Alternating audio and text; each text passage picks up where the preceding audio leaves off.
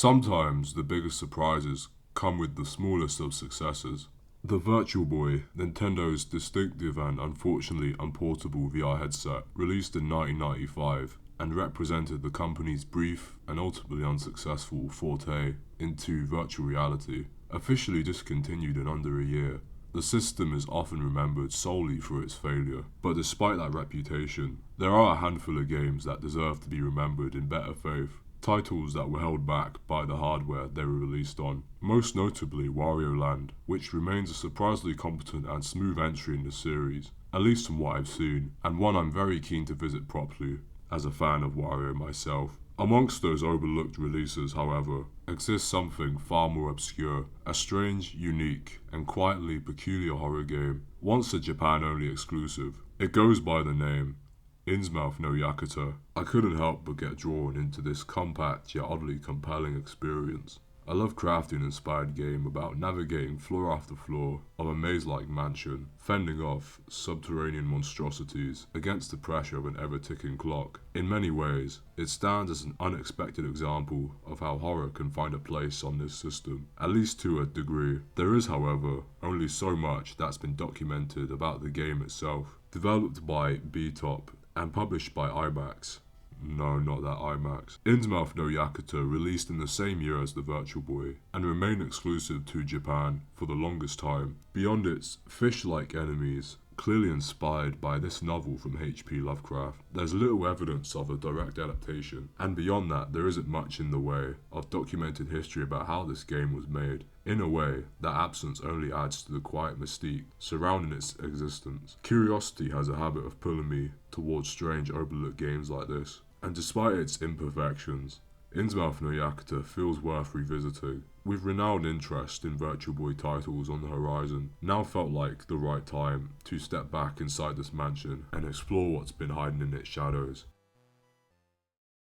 In Innsmouth, you play as a detective, lost within the horrors of this mansion from a first-person perspective, having to fend your way past these fish-like monsters as fast as you can, under a variable time limit, frantically rushing through winding hallways in a panic-stricken haze, whilst traversing through 13 out of the 45 floors, which act as the game stages presented to you as you play through with every new run/game, collecting keys to unlock the door you need to leave through in order to advance to the next floor, branching you off to a higher or lower one, depending on time performance and how much remains once you've escaped the respective stage, with your remaining time deciding your fate. Finish your over 30 seconds and you climb. Fall short, however, and the mansion drags you down, defending yourself with your trusty handgun and ammo, of course, obtaining lives in order to hold on by a mere thread, and collecting orbs which aid you in your navigation, black revealing key items through a given stage, and white uncovering the layout of the stage map, respectively. All these core foundations being revealed the moment a new game is started, which you are immediately exposed to the main gameplay loop in mere seconds that this game is built upon, thanks to this very short and to the point tutorial level you play through every time you start the game, ultimately concluding by the player finishing with one of the 4 endings after completing one of the few final floors, escaping with your life and any remnants of sanity left. ? But now that the outline admin is out of the way, it's time to reveal my true opinion on this title. The feeling in my gut tells me that some people would potentially be asking why this is even worth discussing in this day and age. They might perceive the gameplay that's shown here as primitive compared to what horror games would evolve into eventually, or associate gems like this too heavily with the failure of the Virtual Boy to give a chance, considering its overshadowing flawed design. Or they just take a fucking glance at this beast right here and not feel scared or threatened in the slightest, even when the mansion is their domain and their lurking presence remains dangerously persistent. I'll shiver me timbers. Shut up, man. But I'm just gonna be real with all of you. I can't help but appreciate how distinctive and surprisingly enjoyable this game was to me, in spite of its frustrating or obtuse quirks. The time-based gameplay that promotes quick decision-making, combined with the maze-like structure, all under the race against the clock, is what I believe makes it fun and frantic, and really feels uniquely conceptual to this game, in spite of its inherent simplicity. And the patterns that it asks of you to recognise feel satisfying and remains manageable with the sheer quantity of floors available, which are all very familiar. but progresses effectively enough in terms of difficulty progression as the game goes on. A small gripe I do have with the environments though is how all too familiar these stages can seem regardless of performance/floor pathway, but the aspect of trial and error, especially when trying to obtain the best ending, also serves its place and falls in line for how short the game is, and thematically checks out for the concept of rushing through near identical corridors and enemies in a fear-clouded haze, in spite of setbacks, and maybe even death itself. Nothing is heavily taken away from the player. This daunting gameplay loop remains challenging but still fair, which is what I like. I believe that other than the pattern recognition and memorization of the overall design, the other half of being able to tap into that aforementioned fun factor is getting over those unconventional aiming/movement controls, each being binded down to the two D-pads of the Virtual Boy's controller respectively, but this honestly felt manageable on my modded 3DS, which is how I experienced this game firsthand. Definitely an instance in which emulation really pulls through here, with the benefit of increasing accessibility and preserving hidden gems for upcoming generations to experience, but a tiny bit more on emulation at the end. It's not perfect, maybe even slightly frustrating for sure, and doesn't make for an effortless gameplay flow from the off when your brain is in the process of synchronizing both of these systems at once, most noticeably when trying to navigate and defend yourself through doorways or trying to aim at smaller enemies. But I also kinda like how direct and locked in the aiming feels, and how movement, i.e. stepping and turning around, is represented, which feels quick, snappy, and maybe even kinda smooth, with subtle screen shake every time you move. And we should be grateful that Nintendo didn't thankfully try and double down on any of its potential gimmicks by implementing some motion sensor directed aiming system to its hardware for this game, because then you would really feel defenseless if you catch my drift, because of how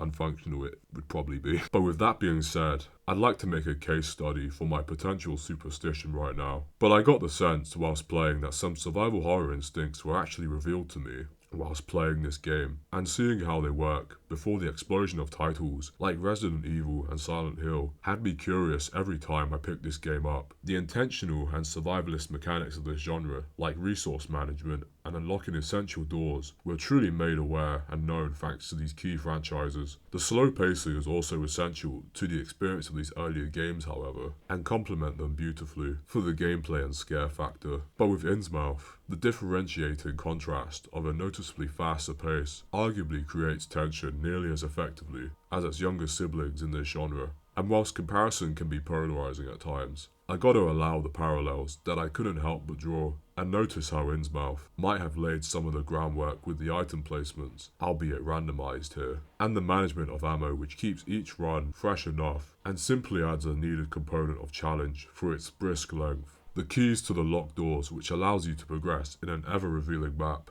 albeit more bite-sized and floor-based in here. The choice of fight or flight, which really interjects itself nicely. And I'm gonna sound fucking insane here, but even the direct aiming kind of reminds me of OG RE4's stationary aiming and precise shooting, which feels so engaging and satisfying when you do clock an enemy and watch as they perish in a dramatic fashion. It's interesting to see how all these mini seeds could have been planted only for it to blossom in what survival horror would become within its golden years. My justification is that, in spite of its evident simplicity and repetition, it's all these little nuances of horror game design that infest into a uniquely distinctive game, like this one right here, which suits the quintessentially minimal playtime sessions of the Virtual Boy itself, and needs to have its roses given for its efforts, considering the console it was exclusively tied down to. Other than the absolute enemy that is public perception though, we gotta talk about those Lovecraftian-inspired enemies for a minute. They are definitely persistent, and do a good job at enhancing the pressure and tension already imposed by the time limit, and really make you decide whether dispersing your ammo in one of these bad guys for your own benefit is the right decision to follow through with.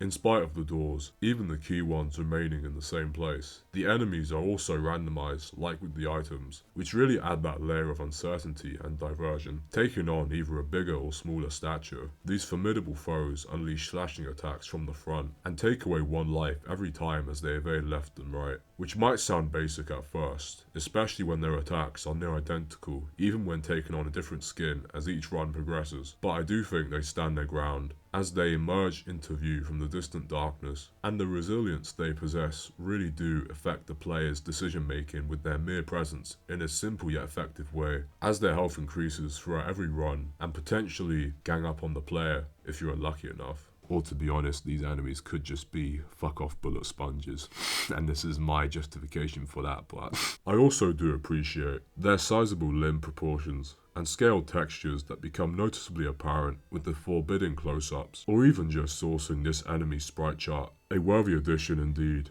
A worthy addition to an already unsettling title, and a defining feature for the Lovecraftian vibe being established overall, from the opening cutscene and even with the endings themselves. As I mentioned earlier on, there are 4 endings dictated by your performance, each representing outcomes of perseverance, overwhelm, total metamorphosis, and your rent-evading ass getting absolutely fucking owned by the demolition team. That voice crack.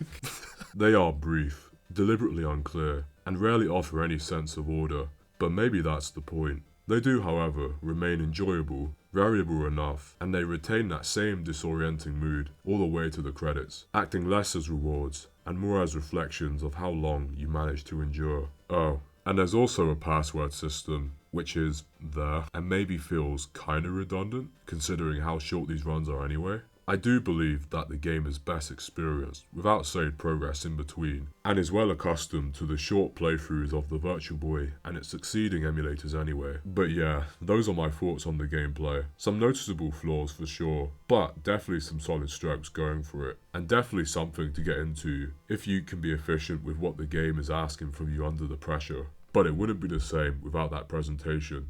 In spite of its limitations, the Virtual Boy's lineup at the time was limited to the red and black colour palette, working for some games and leaving others to be desired. Fortunately though, I feel like Innsmouth is right at home with this coat of paint, a contrast of colours which doesn't feel out of pocket for the horror genre at large, let alone horror video games. But when you are not seeing red, you are being exposed to looming darkness descending down every corridor where these monsters lurk amongst. The lack of detail within the mansion isn't super apparent with these plainly indistinguishable walls. However, something does feel claustrophobic about finding your bearings inside this infrastructure, with the consistent symmetry helping all these floors feel borderline labyrinth amongst its first-person perspective, only being enhanced by the limitations of the Virtual Boy's tech, leading to a minimal yet effective sense of dread. The stereoscopic depth also gives corridors and enemies an uncomfortable physical presence, making encounters feel closer than they should be. Regardless, the layered fog surrounding the mansion,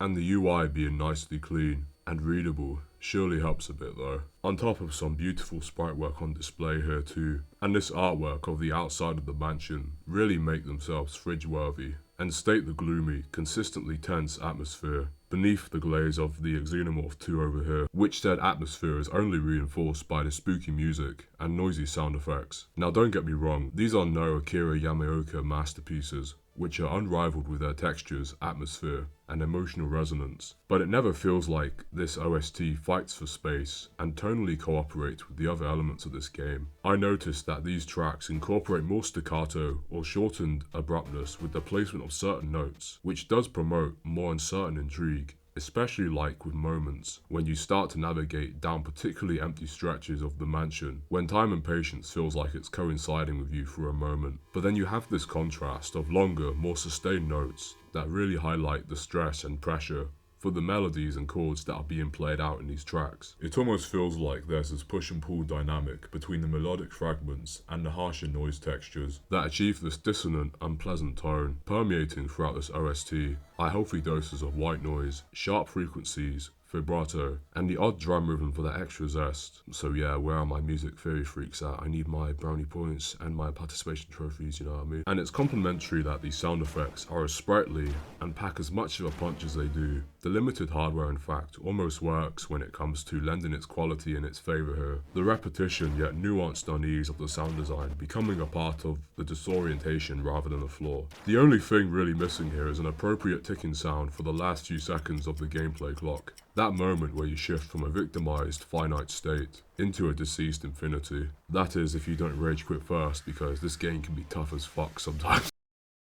You know, maybe this isn't a definitively refined survival horror staple, but under the lens of evaluation, It made me think about how failure or compiled flaws doesn't erase intent, and how failed hardware still matters when looking back through the context of games like this, which had that bit more ambition. Something that looks this minimal but feels so distinctive is hard to come by and doesn't really exist anywhere else. And I think that is worth appreciating for what it is, as a hidden gem from one of Nintendo's most polarizing times. To keep this type of individuality alive and archived, you can access this game via emulators like Retroarch on multiple platforms, or Red Viper, which is what I use to play Innsmouth, as seen in my B-roll here, and is an amazing emulator if you have a modded 3DS available to you. Guides are readily available for you to source through to get you up and playing if you're interested in experiencing this game for yourself. I have a fond fascination for specifically horror games in places that one would not normally associate them with, whether that be the platform they released on or the studio it came out of, and I would love to make even better videos about these type of games in the very near future. Got multiple ideas in mind, so let me know down below if that's something you want to see, or feel free to suggest any in the comments down below. But outside of that, you can generally expect appreciation videos on video games and music, or even video game music, to be uploaded to this channel, so stick around if you are locked in. My name is Toby, this was my first ever video for YouTube, and I'll speak to you all in a bit.